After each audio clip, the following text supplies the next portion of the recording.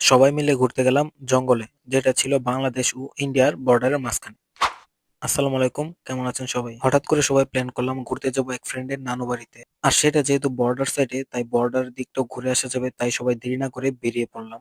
সকাল সকাল রেডি হয়ে চলে আসলাম স্টেশনে, এসে ট্রেনের জন্য অপেক্ষা। কিন্তু ট্রেন আসার কোনো নাম গন্ধই নাই। এদিকে পান্নাও চলে আসছে, কিন্তু ট্রেন আসার কোনো খবর নাই। ট্রেন প্রায় ১ ঘন্টার উপরে লেট করছে, তাই আমাদের যাইতে অনেক লেট হয়ে গেছে। অবশেষে ট্রেন আসলো, আর আমরা ট্রেনে উঠে পড়লাম। এবার সময় হচ্ছে আমাদের যাওয়ার। ট্রেনের থেকে নদীর ভিউটা কি সুন্দর লাগতাছিল, মাশাআল্লাহ। প্রায় দুপুর হয়ে যাইতেছে, কিন্তু নদীর উপর থেকে কুয়াশা এখনো কাটে নাই। এই ট্রেনে ওঠার পর থেকে একটা কথা ভাবতেছি, ট্রেনের যাত্রীরা যারা ভিডিও করে তাদের সাথে হাত মেলানোর জন্য ব্রিজের উপর যে ভাইয়েরা দাঁড়ায় থাকে, তাদের সাথে তো এবার আর হাত মেলানো হইব না। সেটা ভেবে তাদের জন্য খুবই খারাপ লাগতাছে। বাইরের এমন সুন্দর দৃশ্য দেখতে দেখতে যাইতে খুবই ভালো লাগতেছিল। দেখতে দেখতে আমরা চলে আসলাম স্টেশনে। আর এটা কোন স্টেশন এটা আমি বলবো না, যারা চিনেন তারা কমেন্ট করে বলে যান এটা কোন স্টেশন। আমি ওই ফাঁকে একটু ভাব নিয়ে ভিডিও করে নিলাম। খুব সকালে বাসা থেকে বের হওয়ার কারণে কারোরই তেমন ভাবে নাস্তা করা হয় নাই, তাই আগে স্টেশন থেকে বের হয়ে সকালে নাস্তা করে নিলাম।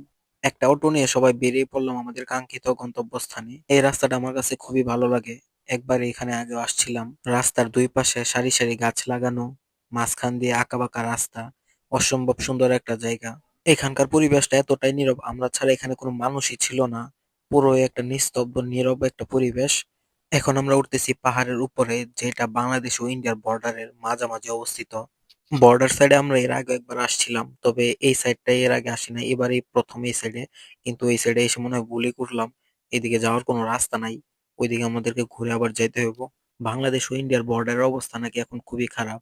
ইন্ডিয়ার সীমান্তরক্ষী বাহিনীরা নাকি এখন বাংলাদেশি কাউরে দেখলে নাকি গুলি করে, তাই বিজিবির অফিসার আমাদেরকে সতর্ক করে দিছিল। এখানকার পরিবেশটা এতটাই নীরব, মানুষ তো দূরে থাক, কোনো পশু পাখি কোনো কিছুই চোখে পড়ে না। গতবার যখন আসছিলাম তখন শাহিন হের গার্লফ্রেন্ডের নাম লেখা গেছিল এই গাছটার মধ্যে, কিন্তু এবার আইসার নামটা পাই নাই। কেউ একজন মুইচা হের গার্লফ্রেন্ডের নাম লেখা দিছে এই গাছের মধ্যে। হ্যার গার্লফ্রেন্ডের বিয়া হয়ে গেছে গা দেখা মনে হয় নামটাও মুইছা গেছে গা গাছ থেকে। এই বিষয়টা নিয়ে আমরা সবাই একটা আলোচনা করতেছিলাম। আসলে হ্যার সাথে যেটা হয়েছে এটা খুবই খারাপ হয়েছে। মেয়েটা আসলে একদমই ঠিক কাজ করে নাই। হ্যারে ছেকা দিয়ে গেল অন্য এক বেটার বিয়া কইরা, এটা আসলে খুবই খারাপ হয়েছে। এখন আমরা উঠতেছি পাহাড়ের উপরে, যেখান থেকে বর্ডারটা আরো সুন্দর করে দেখতে পারবো। এই যে এটা হচ্ছে ইন্ডিয়ার বর্ডার।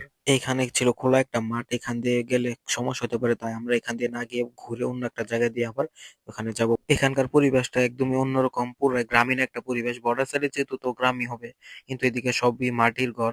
ফাইনালি আমরা চলে আসলাম সেই জায়গায়, যে জায়গায় আসার জন্য এত অপেক্ষা, এত ঘোরাঘুরি। আর এটা কোন জায়গায় সেটা তো আপনারা বুঝতেই পারতেছেন, এটাই সেই বর্ডার। আর এখানে আছে এয়ারপোর্ট, আর একটা বর্ডার আর এয়ারপোর্ট একদম কাছাকাছি, একই জায়গায় বলতে পারেন। আমরা অনেকক্ষণ ওয়েট করছিলাম কোনো প্লেন যায় কিনা দেখার জন্য, কিন্তু কোনো প্লেন যায় নাই, তাই কিছুটা পরিমাণ হতাশা সঙ্গে করে নিয়ে এবার আমরা পাহাড় থেকে নেমে যাচ্ছি। এখন আমাদেরকে অনেকটা পথ হেঁটে বাড়িতে যেতে হবে। হাঁটতে হাঁটতে ক্লান্ত হয়ে যাওয়ার পর সবাই একটু বসে বিশ্রাম নিতেছিলাম, আর গুরুত্বপূর্ণ কিছু আলোচনা সেরে নিতেছিলাম।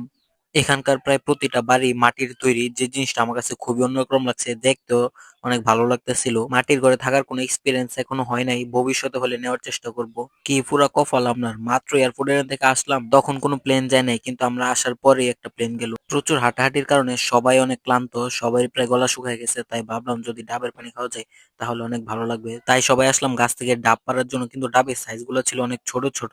ডাব পাড়ার পর সবাই ডাব নিয়ে দৌড়াদৌড়ি শুরু করে দিছে। এখন সময় হচ্ছে ডাবের পানি খাওয়ার। ডাবগুলো দেখে কি মনে হচ্ছে অনেক ছোট ছোট, পানি নেই ভিতরে, কিন্তু একদমই না, এটা একদমই উল্টো। ডাবগুলো অনেক ছোট হতে পারে, কিন্তু ভিতরে একদম পানি একদম ভরপুর ছিল। আর পানি এতটা পরিমাণ মিষ্টি ছিল বলার বাহিরে। এটা তো আমরা কল্পনা করতে পারছিলাম যে এটার ভিতরে তো পানি থাকবে, আবার এটা এত মিষ্টি হবে। সে ১০০-১০০। কাছে এয়ারপোর্ট হওয়ার কারণে একটু পর পরই প্লেন যাইতেছিল, তবে এবারে প্লেনটা একটু নিচ দিয়ে যাইতেছিল, সেই জন্য ভালোভাবে দেখতে পারছিলাম। আরেক বুদ্ধিজীবী তো প্লেন ট্র্যাকার অ্যাপ দিয়ে একদম দেখতেছিল প্লেন কখন আসবে। তখনই একটা প্লেন আসতেছিল, তবে আমরা ভাবছিলাম প্লেনটা অনেক নিচ দিয়ে আসবে, কিন্তু আনফরচুনেটলি প্লেনটা অনেক উপর দিয়ে যাইতেছিল, তা আমরা ভালোভাবে দেখতে পারি নাই। দুপুরে খাওয়া দাওয়া শেষ করার পর আমরা আসলাম পুকুর পাড়ে একটু বসার জন্য। এখানকার এই জিনিসটা আমার কাছে খুবই ভালো লাগছে, প্রায় প্রতিটা বাড়িতে একটা করে পুকুর আছে। আর পুকুরের পরিবেশটা অনেক সুন্দর, পরিষ্কার পানি, চারপাশে গাছ লাগানো, অন্যরকম সুন্দর একটা পরিবেশ। হাঁটতে হাঁটতে সবাই চলে গেলাম বাজারে। বাজারে গিয়ে সবাই চা খেয়ে নিলাম। এইটা হচ্ছে একটা ওয়াচ টাওয়ার, এইটা এখন পরিত্যক্ত। এখন এটার ভিতর শুধু বুম বুম চলে। সবাই একটা জিনিস খেয়াল করছেন? আমার ভিডিওতে কোনো আউট মানুষই নাই। আরে ভাই থাকবে কিভাবে? আমি নিজেই তো মানুষ দেখলাম না। এখানকার মানুষ নাকি বাসা থেকে খুবই কম বের হয়। বের হয় না বললেই চলে। এখন আমরা আবার যাচ্ছি বর্ডারের দিকে। তবে আগে যেই দিক দিয়ে গেছিলাম সেই দিক দিয়ে না গিয়ে এখন অন্য একটা পাশ দিয়ে যাচ্ছি। এই দিকটা পুরোই জঙ্গল, কোনো খালি জায়গাই নাই। শুধু অন্যজনদের দেখাইলে হবে? মাঝে, মাঝে তো নিজেরও দেখানো লাগে। তাই নিজেরও একটু দেখায় নিলাম। মানুষ কেন, মানুষের টিকিরও দেখা নাই। জায়গাটা কিন্তু খুবই ভয়ঙ্কর। দিনের বেলা তো একটা মানুষ এখানে একা আসতে চাইবে না। জায়গাটা এতটা পরিমাণ নির্জন। যতটুকু আপনার চোখ যাবে শুধু গাছপালা আর গাছপালা, অন্য কোনো কিছু চোখে পড়বে না। আমি জাস্ট এইটা চিন্তা করতেছিলাম রাত্রেবেলা এখানকার অবস্থাটা কিরকম। বলেও যদি কেউ রাত্রেবেলা এখানে এসে পড়ে তাহলে তার কি একটা হাল হবে। এই জঙ্গলের ভিতরে মানুষ বাড়িঘর করে থাকতেছে, থাকতে থাকতে তারা অভ্যস্ত হয়ে গেছে এই পরিবেশের সাথে। একটু পর পরে মাথার উপর দিয়ে অনেকগুলো প্লেন যাইতেছিল। যাক, আজকে অনেকগুলো বিমান দেখে ফেললাম। একটা ইন্টারেস্টিং জিনিস শেয়ার করি আপনাদের সাথে। এটা দেখে কি মনে হচ্ছে ছোট্ট একটা ঘর? না, এটা একটা স্কুল। এখানে ক্লাস 1 থেকে 9 অব্দি বাচ্চারা পড়াশোনা করে। কি শুনে অবাক হলেন তাই তো? কিন্তু এটাই বাস্তব। সূর্য ডোবার সময় হয়ে গেছে আর আমাদের ঘোরাঘুরিও আজকের মতো ডান। আর আজকের ভিডিওটাও এতটুকু পর্যন্তই। সবাই ভালো থাকবেন। আসসালামু আলাইকুম।